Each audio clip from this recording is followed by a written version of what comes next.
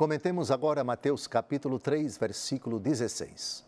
Depois que Jesus foi batizado, saiu logo da água.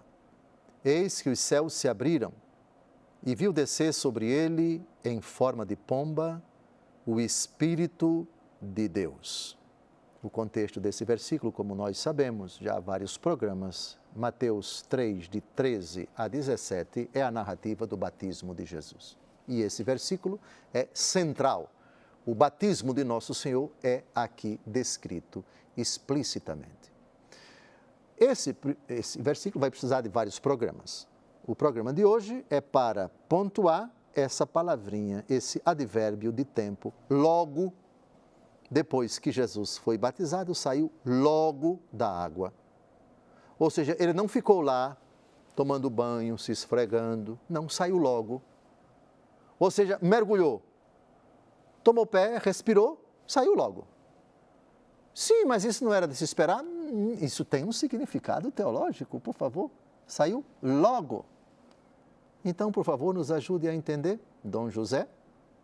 Peço eu a ajuda do Pseudo Crisóstomo, século V, um padre anônimo da igreja.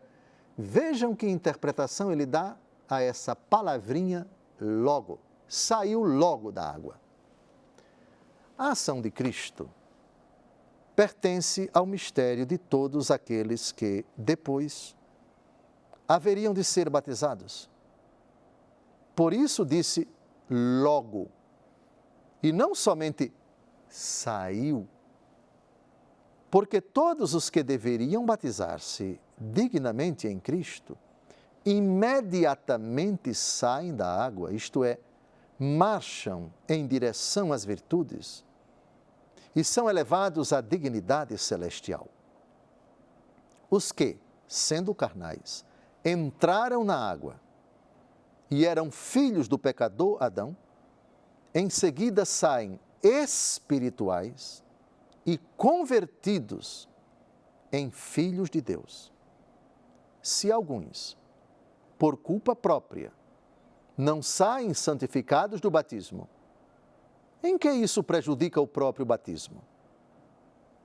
Algumas pontuações. Imaginemos um adulto que se batiza sem